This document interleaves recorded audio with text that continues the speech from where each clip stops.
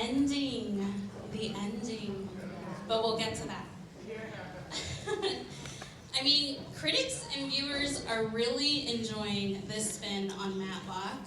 It's already been renewed for season 2. Congratulations.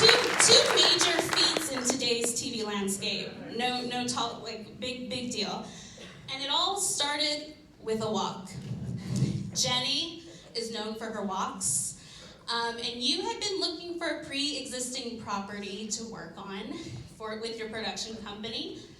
And another production company, Cloud9, beat you to the one you wanted to do. So first, talk about how you landed on Matlock as the series you thought could get a modern revamp, and the work that you did with Cloud9 pitching your idea so that you could write it. Yeah, so I was thinking it's a great title, a great property in general, and I was thinking it will be great for someone else to do. And that was my first thought about it. And then when I found out Cloud9 had it, they said, you can partner if you'll write it. And I thought, I just wasn't thinking about doing a legal procedural at that moment, but I never say no to anything. I always want to think through everything, because you just never know where ideas or inspiration comes from, and I felt like I was in a lucky position that they were asking me to do it, and I took a walk, and it just unfolded. I thought, who would my version of Matlock be, and what would the relation be to the original? Because I didn't want to just do something that had already been done. It had to do something different with it, and something different with the material, and how could it, like the why now, I think is always so important when you're doing a reboot or anything that references something. Why are you doing it now, and what more can you add? And how can you not muck up the original? That was like a big part in my mind, was not desecrating that, which is a show that people love, and then doing something else with it. And so that sort of all came to me on a walk. And then I talked to Eric Olson at Cloud9, and I said, this is what I would do. And I pitched him the show through the ending. And he said, yeah, let's do that. And it was, and you know, it's beyond my wildest dreams to have this cast. And you know, when I pitched it to them, I did say, I said, imagine Kathy Bates. And you always say that at the beginning, because you want to give them like stars in their eyes. Oh, I'm imagining her. And that I'm sitting here now is really a dream come true.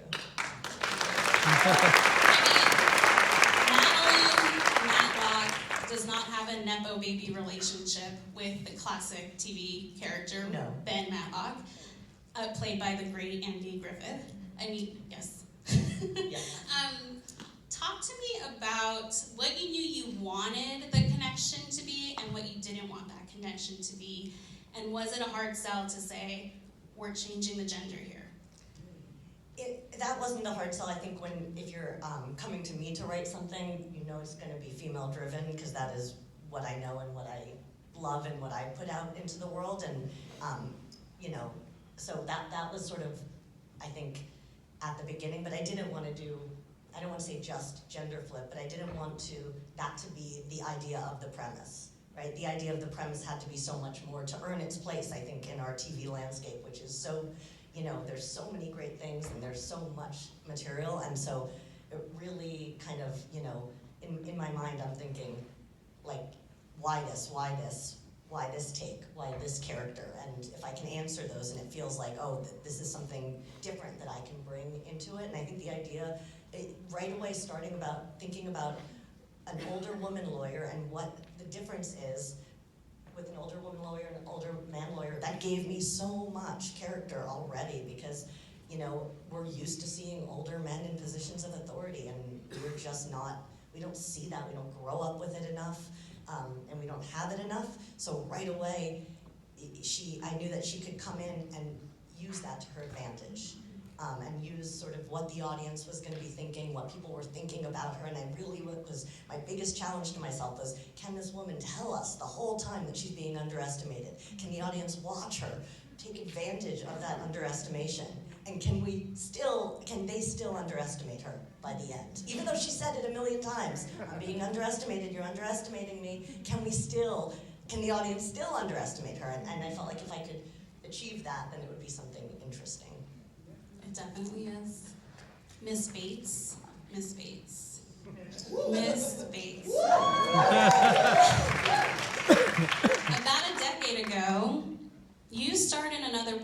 legal drama, Harry's Law from David E. Kelley, one of my favorite shows, and talk about being underestimated. I mean, NBC canceled that series, even though it was one of the most watched dramas, because it skewed older. And I would like to think who's laughing now. But did you have any trepidation about returning to a legal drama, and what sold you on this one? Well, as I was reading Jenny's script, at first I thought, oh, okay, this is an episodic, and I'm not sure I want to go back into that. But then when I got to the end, I went, okay. Because then there was substance, there was depth, there was something I could dig into. It was something that I could be proud of as the character. That I don't know. I guess there's, in all of us, there's a little part that wants to be a hero, that wants to be noble, that wants to be the one who fights for justice, a superhero kind of. And so that's what I felt when I finished reading the screenplay, was I thought, yeah, I could really get into this. I got very excited about doing it. And then I got to meet Jenny, and then got crazy excited about it. How did you prep for that, Jenny? Selling Kathy Bates. I was very nervous, and everyone said, go in and charm her, and I was like, I can't even charm my husband. But it was a gift. I met Kathy, and she right away, because I was very nervous, very, very nervous, and she just said to me right away, I'm going to cry, because she's just said, I wouldn't change a word. I loved this script, and it just gave me this sense of like, oh, we can talk about the material, and like, that I know how to talk. I don't know how to charm people, but I know how to talk about the character, and I know how to talk about the work.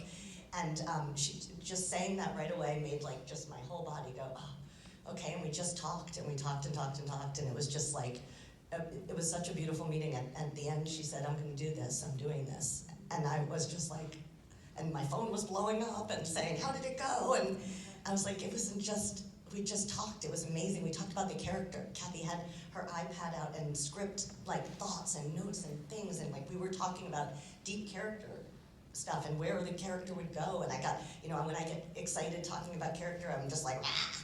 And I felt like I was doing that a little bit, but she was right there with me. And so it was, I got to tell her what the season was gonna look like, and some of the big turns, and some of the, we talked about the opioid crisis. We just talked about all of the things that mattered to me in the script, and it was a really amazing meeting. We often talk about the fact, and also Kat, is that we very much work in we work in similar ways, because she's like a Rubik's Cube. And once years and years ago, a great actress named Zoe Caldwell was saying to a young writer who was waxing poetic about her, and she said, darling, you don't understand, I'm a first-year violinist. You've written the symphony. So the fact that we were both focused on the work, and you and I have talked, but we all talked about it. It's the work that got us here, and the work that we're all after every day, every moment that we work with the crew, and that's what's been satisfying for all of us. And so from that moment on, we knew that we were of the same mind meld, that character was important, that story was important. Where is this going? Why is she saying this? What's underneath? And even throughout shooting, we have tone notes that have been given by Jenny of what's underneath the stage directions. And so it's been incredibly fulfilling for me as an actor to have so much to dig with and dig into. And I don't want to monopolize this conversation. I could go on, but it's been the greatest gift of my career to be able to work on this. We will listen to you talk for hours. Don't ever worry about that. But I want to get the rest of the cast's reaction to that ending, and not necessarily in terms of what it meant for your character, but just because I know as a viewer that first time that I watched it, and I think I've seen the pilot at this point 6 times now, and it still gets me. So just reading it, what did that do for you? Sky, let's start with you. Oh my gosh, yes, when I read it and I knew that Kathy Bates was, I am old. She's Liz always on. giving me those, okay? No, just kidding. No, she always has my back, that's what it is. And when I got to the ending, I literally just dropped the script on the floor because I already imagined, didn't even meet her yet, but I imagined how, I was like, oh my gosh, we get both of Kathy. You know, it's like, we all know how scary she is, right? I don't want her to see my legs. She could chop it off at any moment. Right. But then you also have seen her play so sweet and endearing and funny, and you just, I knew by the end of reading the script of the pilot, we're gonna be able to have a whole entree, sides, dessert, a cocktail. Like, you're gonna get the full craft of Kathy Bates. And I've never seen that in other roles of hers, and that's what you're seeing now. How about you? How did you feel when you read that? I had the same feeling. I think I when I got to that part where she gets into the car and then she goes home, I think I started slowly standing up. And what was really wonderful is, you know, you get these certain feelings when you read a script, and you hope if we can make people feel that feeling when they see it, as it felt reading it. And then I thought Kat did such a wonderful job of just, you know, you don't know what's going on at first, and then it all kind of unpeels, and I knew it was coming when I saw it, and I still wanted to rise out of my seat. And then to speak of Kat, that she directed it without that sort of smell of a mood Yeah, coming. Kat, Really talk had about to- that. Like, yes. not giving it away, and then sort of at the end, like allowing the, like helping the reader piece, the viewer piece it together. Well, Jenny talked about the idea of this character who says she's underestimated, and yet we still underestimate her. And that was my driving force in directing the pilot, which was very collaborative with this whole group here, and that's part of the magic of the show, is to work with these great collaborators. And what was so fun was playing with the idea of something everyone has seen before. The fish out of water workplace comedy, and then to turn it on its head. It was very important that we didn't see it coming. And it was so fun, you know, and she's lying, she charms everybody. And I think her writing is so charming, and I think that charm is part of what gets you too, is it seems so sweet and unassuming, and then, and so my job was really just to execute Jenny's writing, and every day is a masterclass with this one, these guys. Did you have many like iterations of, because it's a style that will carry through the series, this like, we're taking you back to see it was there all along. How did you sort of develop that? Well, you know, the show is deceptively complicated. And if you, like you've seen it several times, you might see there are looks, there's a close-up on a hand, there are these little things that in the first viewing you might not notice, and then when you go back you say, oh, that was a hint, without tipping the hand, that is part of that bigger story and that serialized undercurrent that's going throughout it.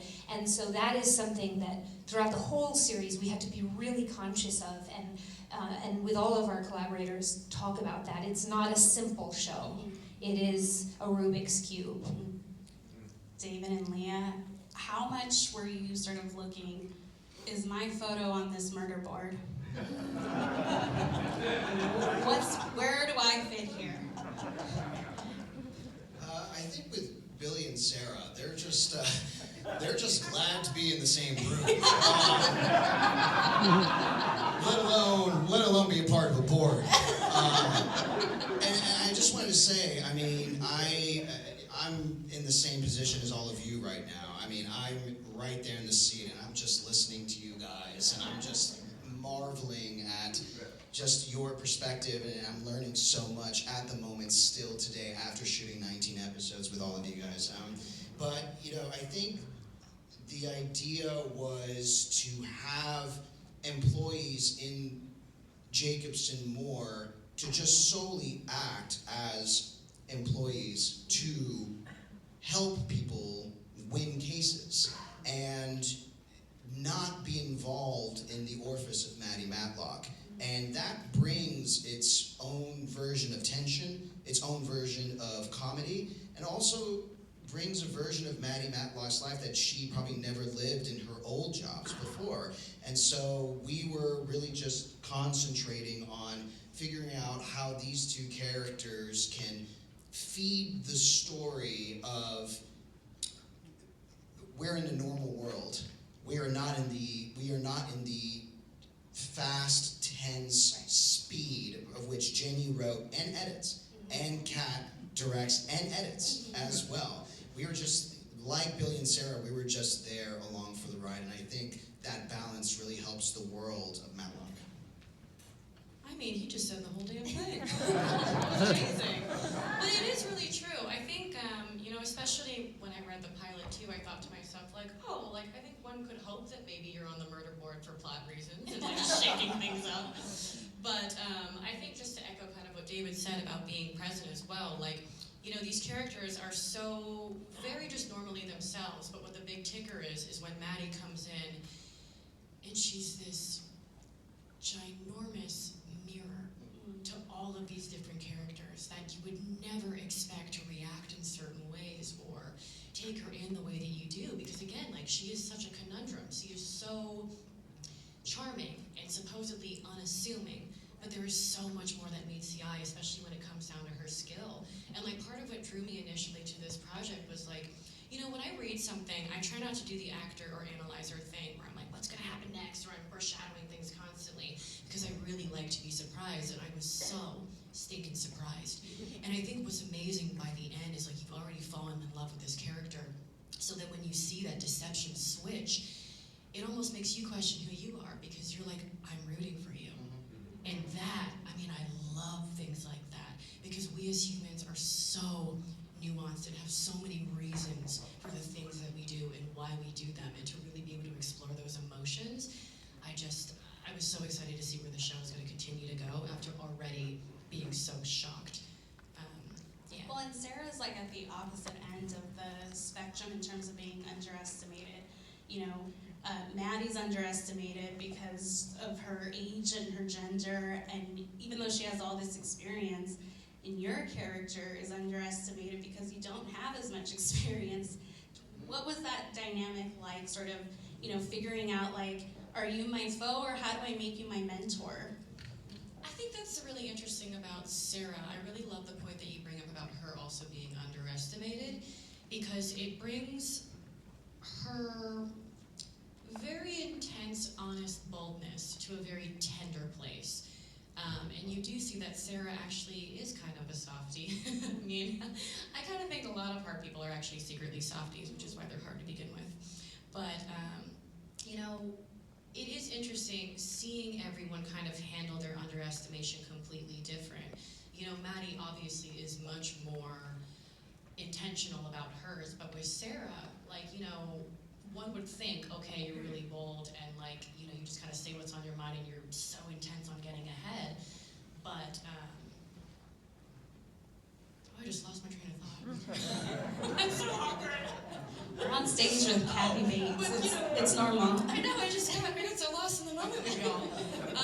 But with Sarah, she has a really big lesson to learn this whole season about how to handle her underestimation, instead of doing, kind of the forceful, like, I'm gonna, kind of just wiggle my way in here.